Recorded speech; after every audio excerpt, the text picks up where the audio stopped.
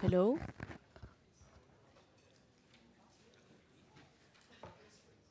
Maybe for the microphone, you want to stay? Yeah. Okay, good morning, everyone. Because we have quite a tight schedule, we would like to start. Thank you so much for coming at 9 a.m. on Sunday and passing all those. Thank you also to my Spanish-speaking and Latin American friends that I know that I insisted on our WhatsApp group for you to come. So great that you're here, because we will have actually quite some cases from Latin America also discussed today. But yeah, my name is Monica Altamirano. I'm Director of Climate Impact at Water Equity. But what we are today presenting is more of our journey as a Rethinking coalition. I'll tell very quickly something about it, and then I will invite Jehan Faber from Danone, with whom we kind of started this little snowball. It's still little. We hope with you to make it quite a movement. But yeah, basically our session as our coalition aim to share lessons learned, right, from previous collective action attempts we have all done to inform that ambition of radical collaboration we have. Here are the speakers today, but most of that I would like to say that during the UN Water Conference, we launched this coalition. Here are some impressions, and it was basically what we want to do is rethink and reimagine our economic governance and financing frameworks, and through multi-sectoral public-private people partnerships unlock impact that first of all value, but also because we much need them, investments at the scale required to achieve SDG 6.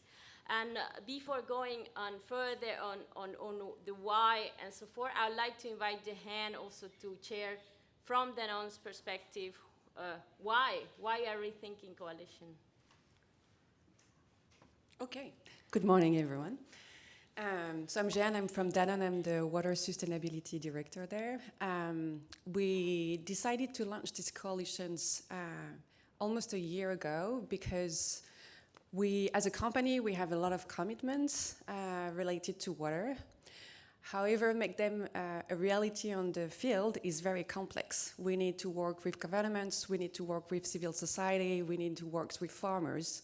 And even if we have great principles, making it a reality on the field is much more complex than we think. So we wanted to have kind of a step back and a place where we're safe, talking with government, talking with civil society representatives, talking with farmers, and say, okay, let's look at some cases. Let's try to see which challenges we have to face all together, what did work, what didn't work, and what we could do better in the next years and in the next projects to make it even better, higher scale, and bigger impact. So that's why we started this. It doesn't have to be a very formal coalitions. It's just it needed to be a safe place. And this is why we're inviting you here today, this morning. It's to dialogue in this safe space. Please interact with us. I know there will be some Q&A moments. So please challenge us and give your guidance and thinking as well around what we are trying to share here. Plenty of, I think, cases will be shared. We are very happy to have your insight on those. And thank you so much for coming indeed on the Sunday morning at 9 a.m. Very happy to have you all. And continuing with that, maybe also I'd like to add that part of our ambition, although we're focusing on a water secure world, is to quite quickly get ourselves out of the water sector, right? In the sense that we know that most of the decisions that impact that we have a water secure world outside the water sector. So in that, as Jehan said, we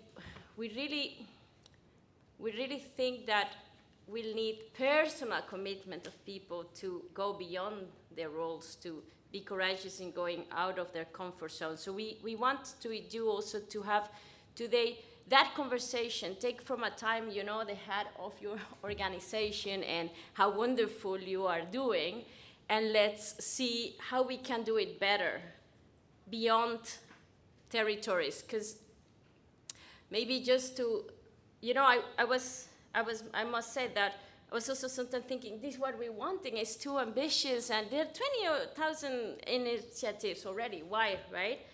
But around the world, we see democracies stopping to be democracies and going into authoritarian, let's say, dictatorships. And it's no wonder, because our democratic and our economic system have not really made a lot of people feel that we care for them. So through the water, which is a basic service, we can also start a process of rethinking our governance, our economic systems beyond those water systems. So please dream big, but be also humble in the sense that, we need to get out of what we normally do. Thank you so much. With that, I would like to thank you, Johan, and I would like to invite, for the first part, we have basically asked also Odd Farno from the OECD to give us, what is this coalition, and also how does it fit in a wider context? So, hello everyone. So I'm Odd Farno. I work as a water policy analyst at the OECD. First of all, I'm very grateful to the RETHINK coalition and to Monica and Jehan for the invitation to speak. Thank you very much. I think the topic of the session and the coalition is very relevant and timely. Indeed, as explained at the beginning of the intermediary report of the Global Commission on the Economics of Water, our collective actions have pushed the global water cycle out of balance for the first time in human history, and we can only fix this collectively, and if we move with urgency. So it means that we are collectively responsible, but more importantly, that the solutions are also collective. So we need to rethink the way we collaborate on water issues in order to convert water from a growing global tragedy to an immense global opportunity. So the UN Water Conference this year managed to bring to the same table a wide variety of stakeholders around the issue of water: government representatives, scientists, academics, civil society groups, indigenous peoples, members of the private sector, young people, etc. And the Water Action Agenda captured over 700 commitments from a wide variety of stakeholders, including from the private sector, which is unprecedented. So the mobilization and attention around water issues have never been greater. In New York as well, the RETHINK coalition had a great session with powerful messages such as moving beyond assigned roles and building on existing capacity, rather than building capacities from scratch, among many other relevant messages. Most of you were there. So how can we build on this momentum and ensure that water remains and becomes a priority, including from the private sector? It's a very broad question, which covers a lot of different topics. That's why it's fascinating. But here I'll focus maybe on two main sets of issues. So the first one is the following. We need an economy-wide water lens to solve the water crisis, because water is part of the solution to several crises: climate change, food security, energy security, biodiversity loss. And the idea is to make sure that policies and decisions taken from other sectors integrate water-related issues. In other words, it's to incentivize other sectors to measure and mitigate their impact on water resources. So how to do that? Well, there are economic instruments, regulatory instruments, policies that allow to incentivize other sectors to take water into account in their investment choices and to ensure they compensate for the opportunity cost of using water. So, for instance, there are fiscal incentives to incentivize companies to decrease the impact on water, economic instruments to incentivize water reuse, public procurement guidelines supporting for water consumption and pollution reduction, flood and soil protection, etc. So at the OECD, we are developing a scorecard to assess the enabling environment for water-related investments. There are 4 dimensions, and the 4th dimension is around this notion of economy-wide waterlands with a lot of sub-criteria. And we are currently pilot testing the tool in several countries in Asia and in Eastern Europe. My second point is around the question of so scaling up investment for water, including from the private sector, and around the importance of data, knowledge sharing, and standardized methodologies to inform investors so that they better invest, so that they redirect investments that increase exposure and vulnerability to water risks to investments that decrease this exposure and vulnerability.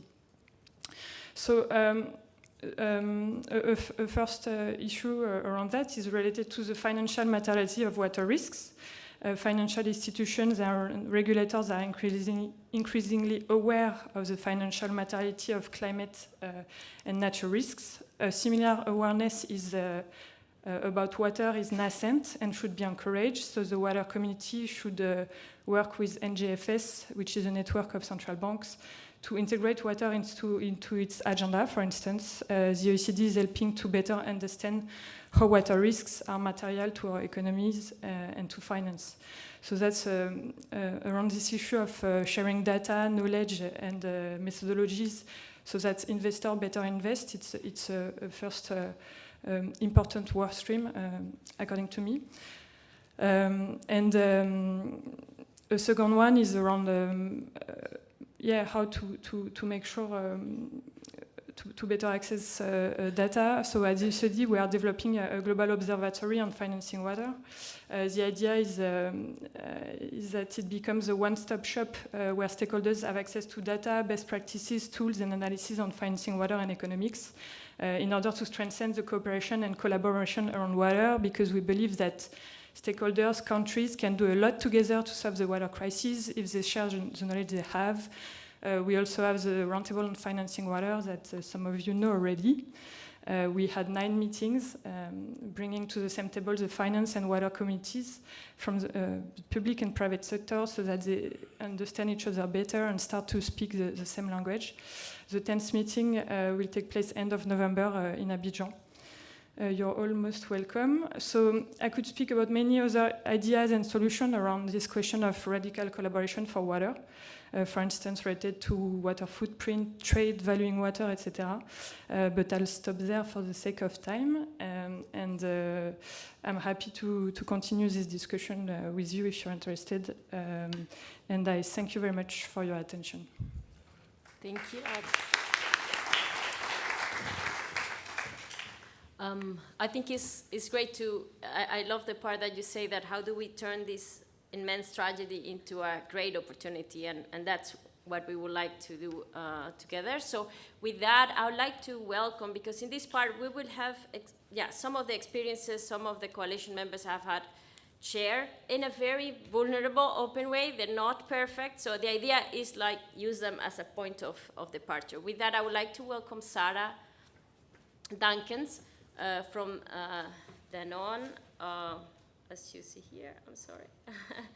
Sarah is Water Stewardship and Stakeholder Engagement Manager, and will share with us about the Michoacan Madre Tierra case. Yes. Hi, everyone. Thank you very much for being here today, and I'm very happy to be here. So today I wanted to speak about our Madre Tierra project in Michoacan, Mexico. I had the opportunity to go visit the farmers that were involved in this project back in January. And they spoke a lot about and shed a lot of light on the fact that when it comes to strawberry farming and strawberry production, one of the key problems that they face as a collective in the region is ensuring a stable production of strawberries. And that is mainly linked to 2 factors, one being poor soil management due to excessive pesticide use. And, oh, perfect. So the first issue is poor soil management due to excessive pesticide use, and then also poor water management and water optimization use due to the fact that it's already an extremely water-stressed area. So the result of that is that the climate resilience of the soils and the production is quite poor, and farmers find themselves struggling to have assured volumes in terms of production, and then when going to markets, they tend to have unstable connections to markets, which makes their revenues quite precarious and often forces them to move to different areas to produce elsewhere, or even a lot of farmers find themselves moving to the US to have insured revenues elsewhere. So with this project, we really wanted to build a collective program to address this issue and help farmers not only improve the resiliency of their farming practices, but also be able to improve their livelihoods from a financial and a social perspective. So with this project, the key lever for action was implementing regenerative agriculture techniques and helping our farmers transition to more sustainable methods so that they could continue their work and improve their livelihoods. So this was really a collective action project between the public sector, the private sector, local municipalities, civil society, as well as local technical actors also that were really key in bringing this to life. So the two main ambitions of our project were to improve our environmental impact in terms of farming, and then also improve the farmer livelihoods. And then as a key part of these two ambitions, we had a key focus on innovation, specifically as it relates to technology, and then the financial structure of the model that we built out.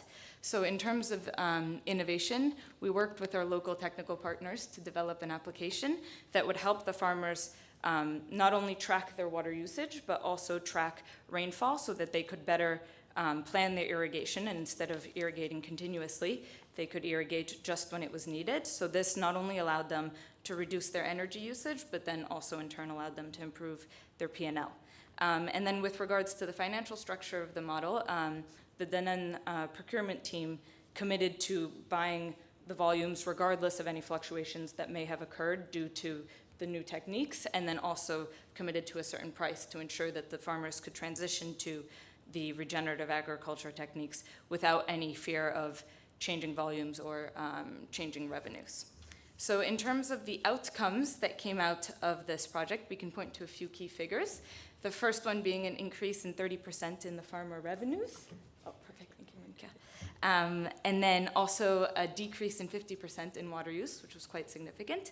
And then from a procurement perspective, we're now able to secure close to 17% of our strawberry sourcing in Mexico from regenerative agriculture, which is quite significant. And we have the goal going into 2030 to increase that to 50% from regenerative agriculture. And so I think I will end this on a final note with the thought that a main idea behind this project was to not only create a project that worked for the specific landscape, but also create a model that could then be scaled and replicated in different areas and for different crops. So today we're looking at how we can scale this project to the Irapuato Basin for different berries. So more to come on that. Thank you so much, Sarah.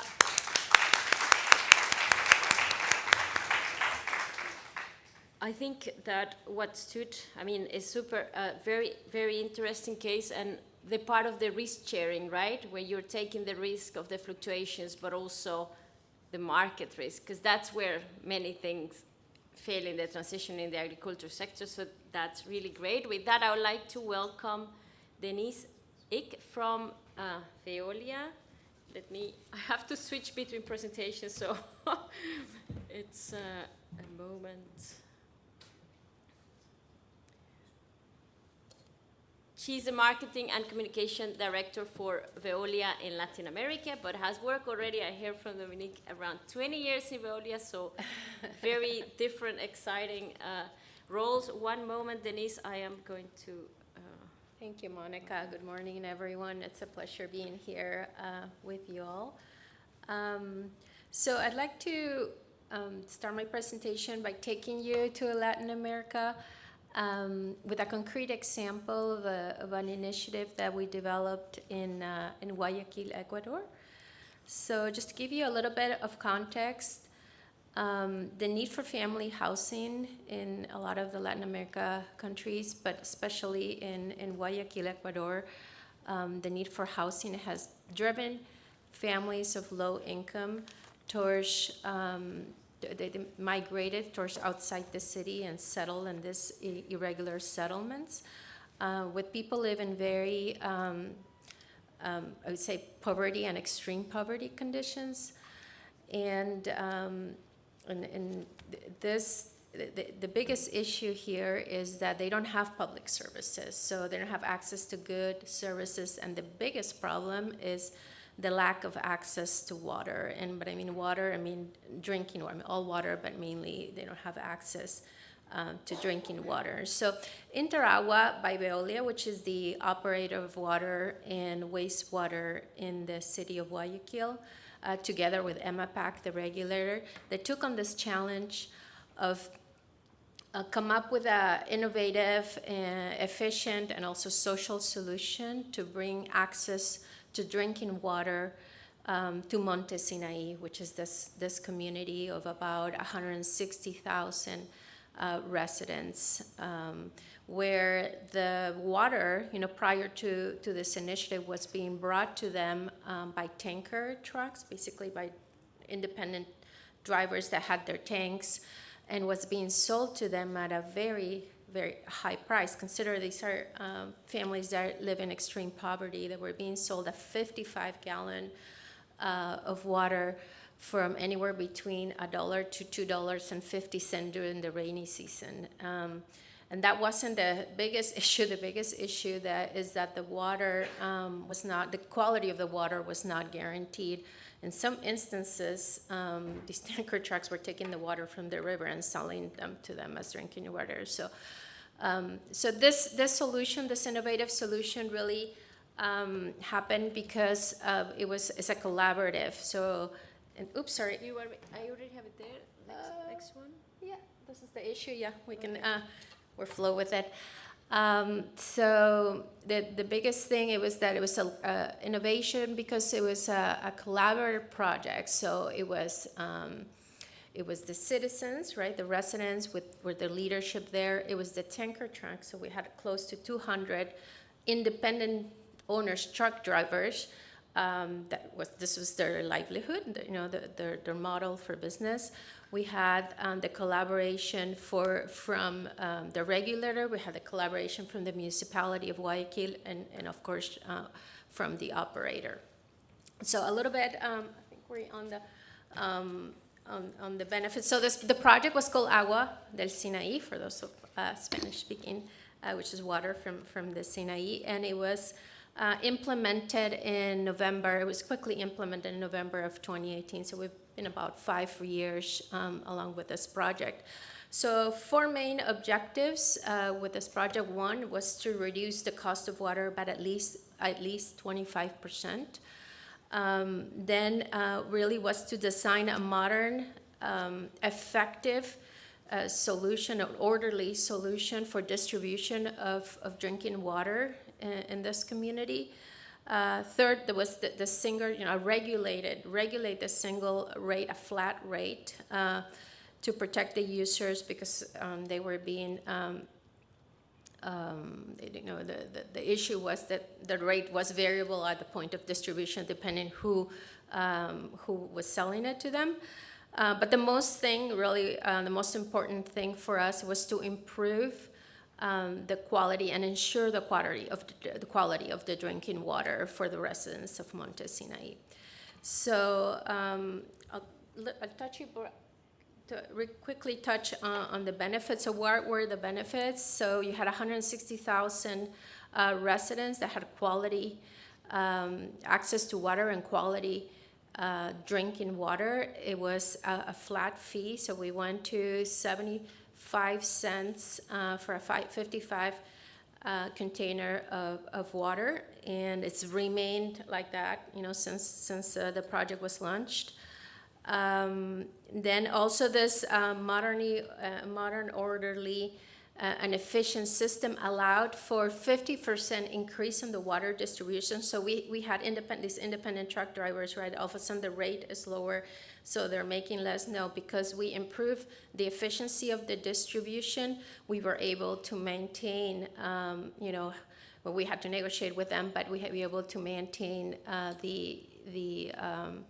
the efficiency and effectiveness of the distribution with the tanker drivers. And as I said, they were trained to ensure that the business model worked, and by having them highly trained, and then we were able to have this fit the initiative. And the takeaway from this is really three key points to success. The project was impactful. We're changing lives, right? Number two, the project was very collaborative. Because of the collaboration from all these 5 stakeholders, we were able to get the project up and running in record time, within months. And then innovative, because as all, we had limited resources, so we had to explore different financial agreements to make this happen. We had to build the infrastructure for this project to happen. So we had to build a water intake plant.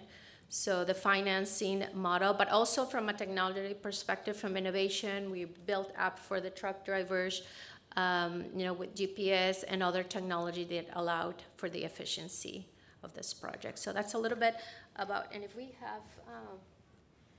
have time, I'd like to show this video. It's not me telling, but it's the actual residents of Monte Sinaí telling us a little bit about the project. Okay. I don't know if we can, how long is it? 2 minutes? Okay, let's.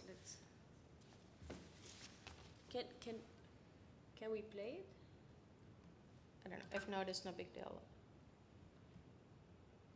Don't worry about it. Okay. No, thank you so Yeah, much, but that's Denise. I think once you were talking, and we will come back in the panel discussion about it, but it reminds me of one of the messages that we had during the coalition, that is much more to be gained by building upon existing assets and capabilities in place, because you work with those tankers, and not like it was really trying to break those silos and make things work together efficiently. But we'll go back to that. Sounds and also good. Thank you, how could we even go further? Thank you. With that, I would like to welcome Leslie Porres,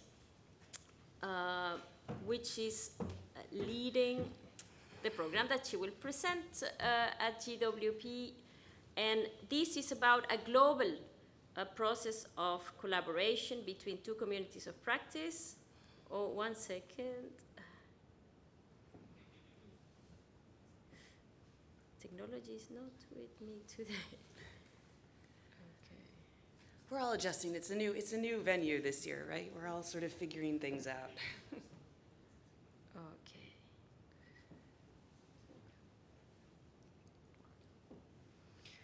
I am also excited that so many of you are here. This is really nice. So, hi, welcome, thank you. I'm Leslie Porres. I'm with GWP, and I'm here because I manage this program.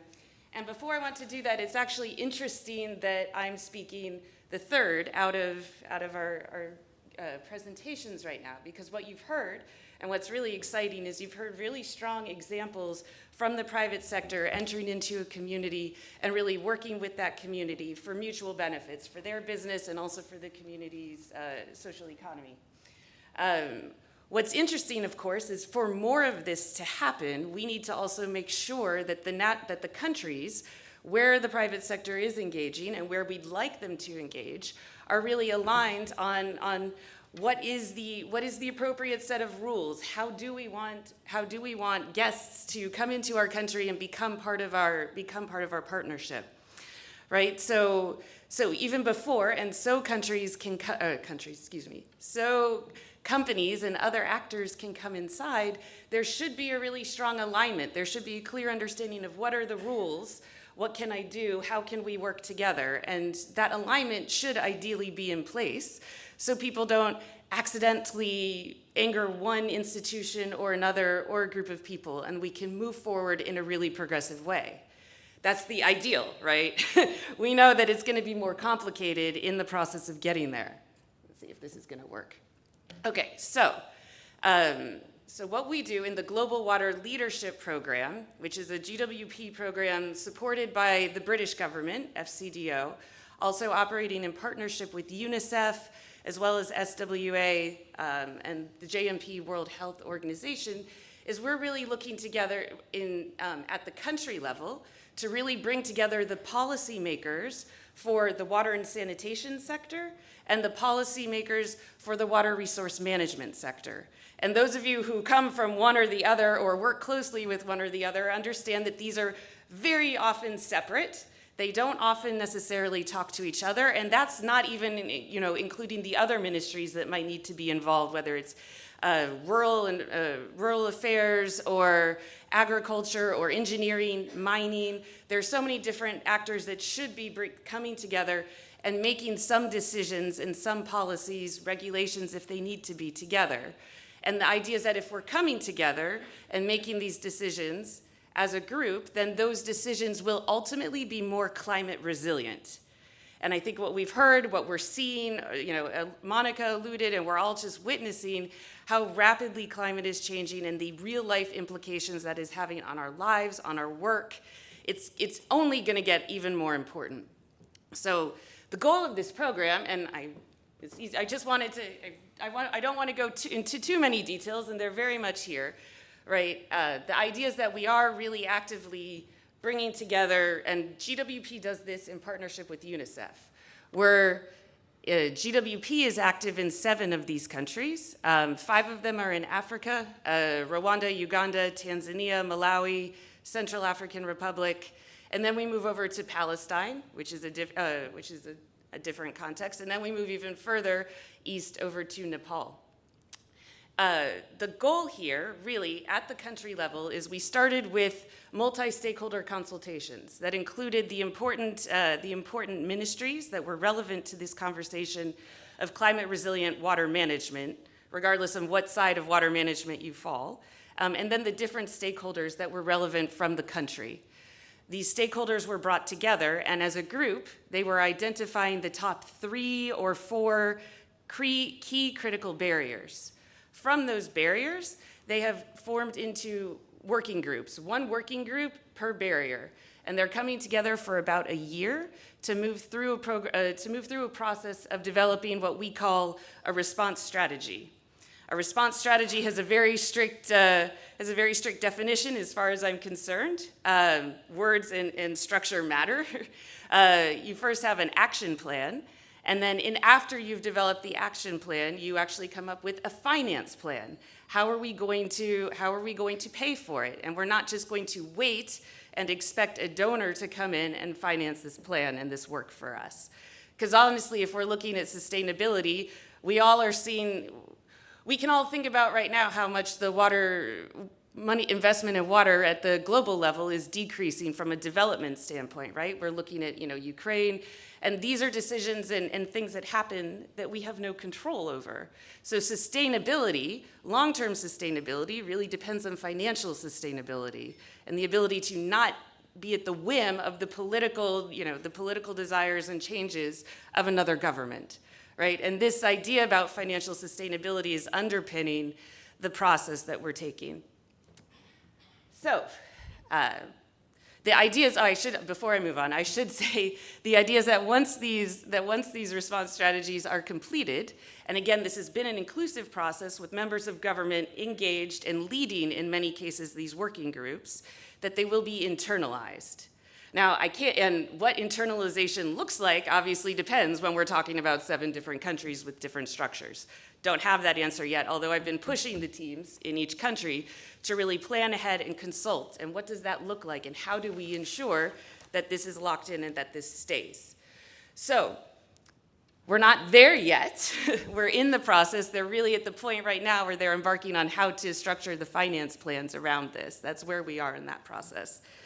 But I am quite excited about what is bubbling up and the different sort of learnings that we're having. However, this can look really different, right? Because we're all here, we're talking about radical collaboration. We're talking about moving fast, accelerating. The goals of SDG 6 and 2030 are rapidly getting here, and there's a lot of pressure on us to move really fast. And you look at this picture, and I think this is interesting because this doesn't look like progress to me. right? Just at this, right? It's a set of men who are pretty much the same age. They're wearing similar hats. This doesn't necessarily look like radical progress here, right? The interesting thing is that we have 3 different joint secretaries from different parts of government in Nepal. And in most cases, these actors wouldn't usually come together, they wouldn't sit together, and they wouldn't be part of a collaborative conversation. But they are doing this now. And even these small little things, when we went out on a donor visit with FCDO, all of these actors came together.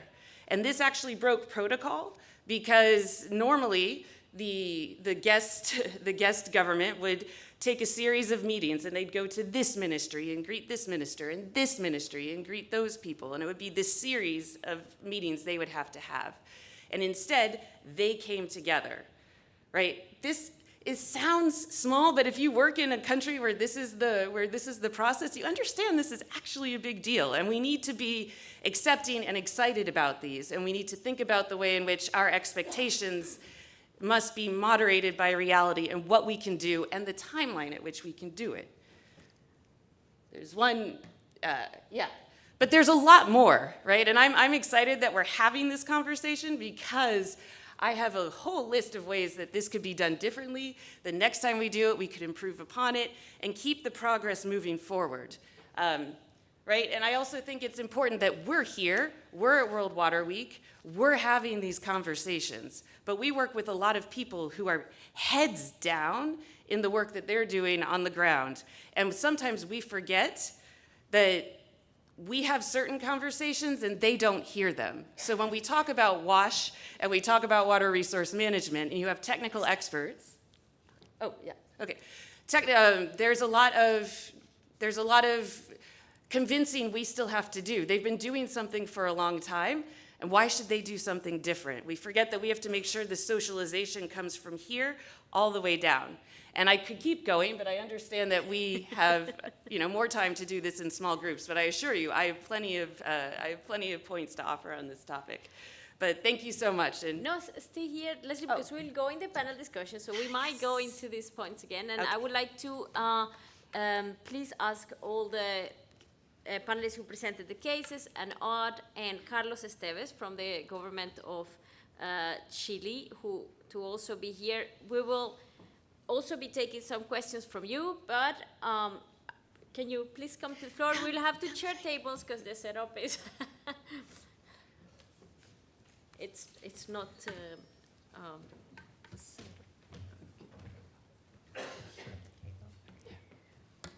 a lot of women on this stage. we're making progress. Right? Compared to a row of men, we got a row of women. We have a man, so we have progress now. Yeah. Oh. So with this, right? I mean, you have presented all your cases. Carlos, by the way, is the coordinator for water for the Ministry of Public Works in Chile, and is really the driving force in the process of just hydrological transition of Chile. You may have heard even the constitution have been to be discussed. So there is a serious rethinking process going on. With that, I would like to ask first to the panelists, right? Like, it's great what you have been doing. It's definitely a progress, but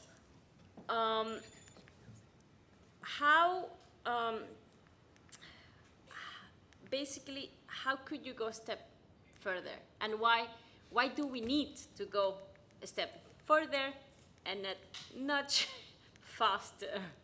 Yeah, if you want Yes, to, Denise, I can please. take so I think collaboration is critical.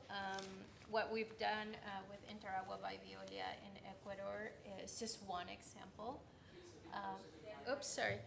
It's a bit, it's just one example of collaboration, in a social initiative to bring a radical solution, a different solution for a large population. This model could be replicable, for other cities that have this kind of need. But yeah, I think definitely the key of being innovative, the key of being collaborative, and the key of being impactful, because it is a radical change. I mean, you're changing people's lives when you bring access to drinking water to a population that does not have access to drinking water. So definitely, yeah. So innovation, collaboration, and impactful, and do it faster and replicate the model. Thank you. I'd like to, the same question, if you could, in your cases, how could the rethinking be a little bit more radical? How the collective action could go further? And also the investment planning, because we have not, I mean, here we had collaboration of problems that were already there, but what about the changes we can bring in the long-term best planning, no? Our economic activities in a region much more collaboratively and thinking also across sectors. So can you reflect, Sarah? Yes, where would you like, I mean, if you could? Of course, we have constraints, and no worries that later on from Chile we will hear the real life struggle of making those changes. But it would be nice now that you dare to, what could be much better and faster in terms of those three elements, yeah. So I think from our perspective, we saw that collective action was definitely key to the success of the project, because it had to move beyond a commercial interest, and to have impact, we had to really involve all of the different players on the ground. So I think that in order to move forward, there needs to be, from the very get-go, an even more collaborative effort to involve everybody, and also ensure that in addition to involving the public sector, the private sector, and civil society, et cetera, we need to make sure that we're using science and using that as also a basis to engage all of these different parties that are involved, so that we're able to create models that are replicable going forward and can evolve with the changing climate crises that we're facing. Thank you. What about you, Leslie, in the case you had? Yeah, so I think one of the big things is I think we need to actually invest a lot more time in the planning process. We had a good idea, and we at GWP Secretariat here in Stockholm, we thought this was great. UNICEF Secretariat thought this was great, right? But I think what actually we could have done is spent a lot more time really workshopping that together, workshopping that with the actual teams in country that we're going to be enacting the program. Because that's not what really, that's not what really happened. They were told later, like, okay, sit with each other and come up with a joint work plan for your country. And again, they were kind of like, why? Like, if we could just jump in and start doing the work right now. Like, why do we have to wait for them, right? Because we're all pressured also to act fast. So I would say my first thing would be building in a lot of time, especially when you are in a partnership, to really actually consult in the partnership before you jump into action. I think I could keep going, but I think that's my big one, to let others Thank you. And I would like now actually to ask Odd and Carlos to reflect from your perspective, right? Like, I mean, in the case of the OECD, how and why those radical collaboration matters, for example, for the investments at scale that we need in the water sector. Sure. So one notion that is common to the three cases, and maybe particularly to the first two one, but also the third one, I think, is the notion of equity, which is very important here in the discussion, and also in our work at the OECD on water finance and economics, and in the work of the Global Commission on the economics of water, which ambitions to embed equity in water economics with questions such as how to seize underpricing water while at the same time addressing affordability and equity issues, how to make sure that those who can afford to pay are actually paying the right price for water. So that's also related to radical collaboration. So we try to come with solution in our work at the OECD, but also, as I was saying, the work that is ongoing with the Global Commission on the Economic of Water. So that's this notion of equity that I wanted to bring forward. maybe also the point that was highlighted by Sarah on the need to provide scientific evidence that government, corporates, investors, all the stakeholders actually need to care urgently about water and to be cooperative. So the question of providing the scientific evidence that we, for instance, we can't solve climate if we don't solve water, this kind of issues, and providing also the right policies, institutional frameworks to foster innovation, to foster collaboration, economics instrument to incentivize this collaboration is a very important part, and it's our mission also at the OECD. So, yeah, thank you. Thank you. Yeah, Carlos, you have how all that you hear about these 3 trials to do collective action, where do you think they would have to go a step further to, for example, help you in that process of just hydrological transition? Good morning.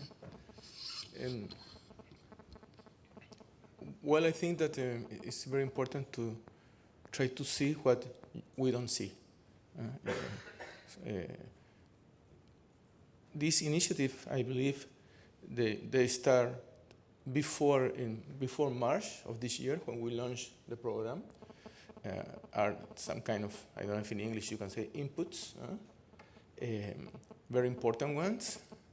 Now the question is, after 10 years, when we look back, we can say, well, was this contagious? I mean, after we make a pilot, or was this an isolated experience, or make a change? What are the questions for this? And I am so sure that this is very related with power. The power structures feel comfortable when your experience is a pilot experience. But when you are trying to make a more systemic change, then people who is in power is not bad people. It's people. But they say, well, we have been always the things in this way. Why do you want to change this? Well, this is our legal framework. It's okay. I mean, what is your problem with this? And sometimes we must understand that, because we have different values, different cultures, and it's very important to point all of them together in the table. So if you tell me, this is a process, and this process is not a picture, it's a movie. And as a movie, it's always a dynamic question, answers, and process. So I believe that we are all here together because we understand this process, this movie could have maybe, hopefully, an interesting ending. Thank you. Any question? We'll take 2 questions from the audience, and then we move in the breakout sessions, because all of us members of the coalition and presenting the cases will be discussing this more in depth with you. Yours, please. It is no mic? Okay, just come to the front, or just... I'll just stand up. Yeah, yeah. I just want to ask about how do you deal with the political situation in all these areas? Because a lot of cases that I know of in a lot of countries, water is a political matter. So as private sector, as development partners, and as civil servants, how do you overcome the political interests in your coalition? Because there's different interests from the different sectors, I would imagine. How do you get over that, and how do you navigate that to get your projects implemented? Thank you. By the way, we're just starting, and in fact, spending a lot of time on understanding, you know, which terrain we are going to navigate, understanding why some of these things are cultural. So it's not that we have the formula, but please hear anyone who has a smart answer for this tough question. I think from our case, that was definitely a key issue, and I think what what was very pivotal to making the project happen was making sure that government and local municipality was involved from the get-go, and making sure that their voice was involved, and that the project was built around the local politics. So I do think that that's a very case-by-case basis, but part of the success was ensuring that we weren't deviating from government policies and processes and how they were doing things, but making sure that we were working with them. Thank you. Okay. Okay. Yeah. Okay. We have to. Is it? It just maybe we have to do the breakout very small, very short. Okay. So do you want to take it? This question. Yeah. Please call it. I mean, they will have the breakout time. Yeah, this is a question for the private actors, Fioli and Dano. The question is, when the private sector has been taking the lead in these initiatives, how do you see the relationship between the public and the private sector evolving over time? I can take the movie. Thanks for the question, Colin. Yeah, in this particular case, in Guayaquil, we work hand in hand with the municipality. So just as in the same, so it's key and critical to work, with all parties, but particularly with the regulator, the water regulator and the municipality. So at the end of the day, the objectives of the projects are objectives that are built together in benefit of the community, in benefit of the citizens of the city. So I think it's from the beginning is to have common goals and to work towards those goals, to make sure that those are measurable goals and that we deliver on the goals that we put together. But yeah, super key and critical is to work with the municipality. Thank you. I would like to take, although it was also for the number, I'd like to take other questions, and it's okay, Sarah, because that question was addressed to you both, but we have, okay, and then please make your question, and we can go back in the breakouts to discuss that question with Sarah. Yeah, also, yeah. And after, I think here in the back you had a question, yeah. Yeah, thank you. I think your cases are very interesting. I'm curious if you have used like a specific framework to establish these partnerships, or is it more like you get there, you understood the context, and then you try to build up the partnership, or did you use like a specific framework for building them?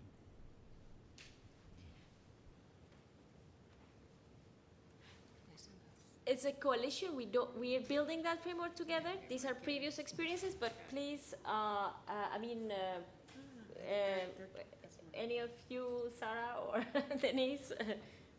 I think the answer is very similar to what Monica just said, in that it's very much based on a landscape approach to understand the specific context for the specific project, but that is something that we're working on in the coalition to be able to understand maybe a working model or a framework that can be kind of a source of a model and of experience for the future. Thank Monica, you. sorry. Okay. That is the question. I mean, we work with principle guidelines, and that's one of the questions. I mean, we don't want to work each one in her own project. That's the reason we're here, and we're starting. And we want to give you an answer, but it will take some time. And you are invited to be part of the process also, of course. Yes. Yes, so my question is related to the Agua de Sinai case study, but maybe more direct to good. So in this case study, it's quite radical for utility to engage in a tanker truck delivery model. And what I found interesting is that it enabled the municipality and the public sector to make an informal service formal, like with price regulation. So how like OECD could leverage this kind of example to enable like more flexibility related to service delivery model and make it inclusive like that? Thank you for the question. It's very precise. I'm not sure. Well, let me know if my answer is good, and if not, we can continue after the session. But yeah, at the OECD, we work on the performance of water utilities, on making sure, well, benchmarking good practices among water utilities to make sure that they are performing well. We work on the consolidation of water utilities. We did that, for instance, in Estonia and in Lithuania, where the landscape of water utilities were quite fragmented. So we helped the government to understand how to consolidate them so that they perform well. And maybe in the case of your question, we also work on the economic regulation of water, advising governments on how to implement independent regulation of water with different models, a lot of different models possible, and try to apply it to their own context through policy dialogues that we do with government representatives. Maybe my answer is yeah, okay. So, but we can continue after the session so that I can be a bit more precise on your question. Thank you. With that, because we are 2 minutes to 10 and we really want to have time to discuss with you in smaller groups, we will start now some breakout groups, and the idea is, Colin, how many should we do? I would say, yeah, in interest of space, perhaps, well, we have one online. Yeah. And I think here in the room we can perhaps make 3. Okay. So, and you just have to, we'll have to be adaptive and move our chairs as we can to have one there, one here, and one there. And the idea, first before you engage in the group, you probably have a piece of paper and a pen. And to do this table and do go to your childhood and connect the dots, right? Like, if you think Madre Tierra, Michoacan, is that, what was more impressive about it? That it is doing that rethinking. Maybe that's the case of the Monte Sinai, because it was never thought to work with tankers. If you think that the other one, it was much stronger in the public-private investment planning, and in that public-private collaboration to do investment planning, or just getting much more actors to work together. We want just to have your impression whether these cases can inform our process to think about those 3 elements of the rethinking process. And then, what was that strength that you see in that? But mainly, we really want to work with you in the discussion of, from your perspective, from the knowledge that you have, how, if we would have to do again any of those collaborations in the WASH or in the IWRN and watershed space or globally, how could they be more radical and better? So we will be 2, if we just do 3 groups, 3 of us be with you in the groups, and we also have handouts for the Danone case in case, for example, you decide, because at the end as a team you decide on one case you want to go much in depth. Can we just reorganize the tables? The chairs, I'm sorry.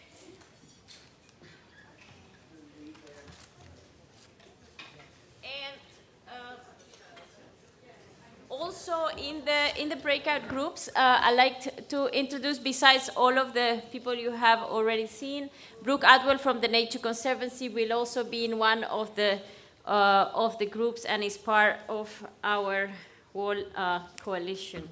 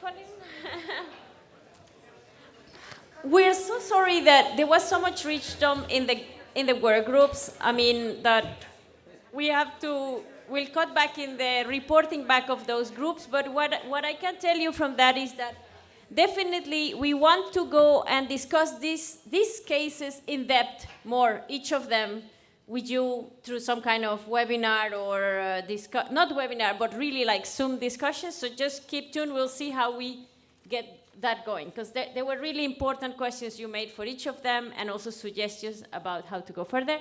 But with that, I'd like to invite Carlos Esteves to reflect also from the process they have going on in Chile and from his role. Yeah, how do we get to where we need to get quite much quicker than at the pace we have now? And some conclusions or not? Yes, of course. And you'll be doing it in English, right? Colin will be translating, right? Well, Monica had one question more related with the domestic affairs, but maybe Colin, you can help me in that part. Yep. So I can answer that part in Spanish, and then the more conclusive way, I wrote it down. So I wrote it down in English, and if my site led me to understand what I wrote, Colin, en mi país yo trabajo en el Ministerio de Obras Públicas, que tiene 4 grandes servicios vinculados con el agua. So in my country, Chile, I work in the Ministry of Public Works, which has 4 major services related to water. Sí. Mi trabajo es coordinar estos 4 servicios para que actúen en línea. My task at work is to coordinate these 4 services so that they are aligned and advancing jointly. Están los servicios vinculados con la política de agua potable y saneamiento en el mundo urbano y vinculados con las inversiones para agua y saneamiento en el mundo rural. Okay, so there is water policy related to water supply and sanitation in the urban context, and investments in water supply and sanitation in the rural context. Pero también hay servicios vinculados con la infraestructura del agua, antiguamente solo para riego, hoy multipropósito. Okay, so there's also water infrastructure that formerly was related more to irrigation, but now the concept is being expanded. Yeah, multipurpose. Y ahí también está la Dirección General de Aguas. And that's where the General Directorate for Water is also located. Y justamente yo adelantaba la discusión del poder, porque cuando uno no es rico, cuando no tienes todo, tienes que elegir qué puedes hacer y priorizar. And this is where the conversation around power comes into the equation. And when you don't have economic possibilities, and you have to choose between those areas. Y la discusión ha sido muy dura. Básicamente, toda la instancia de producir cambios ha encontrado resistencia, no en el mundo de la minería, no en el mundo de la industria, pero en el mundo de los grandes regantes. Yeah. The discussion is a difficult one, and whenever there is an attempt to create change, there is naturally resistance. That resistance has not really been with the industry or mining, but more when talking about the topic of farming and with farmers. Y como todos sabemos, en todo el mundo, más o menos, el sector del riego tiene entre un 80 y un 85% del uso del agua. So as we all know, in pretty much everywhere around the world, agriculture is the main water user, somewhere around 80-85% of water use. Entonces, no puedo profundizar mucho en esa experiencia, pero es una noticia en desarrollo, porque cuando ya venía en el avión para acá, me encontraba con la sorpresa de que 3 periódicos distintos el mismo día tenían 3 editoriales contra los cambios para la gestión integrada de recursos hídricos en Cuenca. So when I was on the plane on the way over here, reading through newspapers, I found that 3 of them had headlines around the resistance to change, especially regarding sort of a vision that we might think of as integrated water resources management. Naturalmente esto no es casualidad, tiene que ver justamente con las lógicas de poder. Yeah, this is not by chance, this is entirely related to the power balance. En mi caso agradezco que sea tan simple como aparece porque te permite enfrentarlo de mejor modo. Yeah, I'm very grateful that this is presented in such a simple way because it allows us to really tackle the issue head on. Me tocó estar a cargo de la reforma del Código de Aguas que duró 12 años y yo estuve 8 años involucrado en eso, resistiendo lo mismo. Yeah, I was in charge of the reform of the water agreement in Chile, and for 12 years that was ongoing, and 8 years I was very much involved in this effort. Ahora, muchas veces el problema es que uno tiende a ver con facilidad por qué se equivoca el otro, pero no se ve a sí mismo dónde están nuestras omisiones, ¿no? Yeah, and one of the problems is that people tend to see very easily where the other side, whoever that other side may be, is at fault. We don't necessarily see as easily where we are ourselves at fault. Esa, a mi juicio, es una de las ventajas de la acción colectiva, ¿ah? De que no estás pensando solo. Necesariamente tienes que sentarte con otros actores y eso que es un poco incómodo porque es mucho más eficiente que trabajes tu presupuesto como sector y no que actúes colectivamente, pero la ventaja que tiene esta actuación es que si la logras puede perdurar en el tiempo. Yeah, and this is one of the advantages of collective action because you're not thinking alone. You have to sit down with other actors and discuss with them, which sometimes is uncomfortable, and it's easier to define your own framework for action with your own budget and so on. But the advantage is that if you do sit down with others and agree on a collective action pathway, that can be much more sustainable. Por ejemplo, la experiencia que les contaba sobre la reforma del Código de Aguas, en que fueron 12 años de discusión, lo increíble, para mi alegría, es que finalmente cuando se aprueba sin ningún voto en contra, ni en el Senado, ni en la Cámara de Diputados, por absoluta unanimidad. Entonces, yeah, so the example I quoted earlier of the water code in Chile, after 12 years of working on it and aligning stakeholders, when it was put to vote, it was unanimously approved with no votes against it because of the prior stakeholder work. Porque hay cosas que cuando las cocinas en el horno en tu casa necesitan que se cocinen lentamente. And there are some things that when you cook them in the oven at home, you need them to cook slowly to have a good dish. Hay muchos tipos de resistencia a los procesos de cambio, ¿no? Algunas son muy locales, muy fáciles de ver. And there are many types of resistance to change. Some of them are more obvious up front. Por ejemplo, nosotros tenemos títulos de derechos de aprovechamiento de agua, nosotros tenemos concesiones de agua, usted no tiene. ¿Por qué me pide que nosotros y ustedes tengamos una acción conjunta? Yeah, one example is if one user says, okay, we have a water title, we have a water right, you, whoever the you may be, don't have one. Why are you asking to have some of our water rights? Pero normalmente, desde como me toca verlo a mí y seguro a muchos de ustedes, uno se encuentra con quienes están seguros de que este es un problema de dinero y de más infraestructura. Yeah, and I'm sure that many of you have encountered in the past as well that this is often a question of those who have money and those who have, therefore, power. Of course, we need more money and we need more infrastructure, but that is not the question. Y volvemos entonces, ¿por qué rethinking, collective action, puede ser una puerta ancha para el proceso en el que estamos?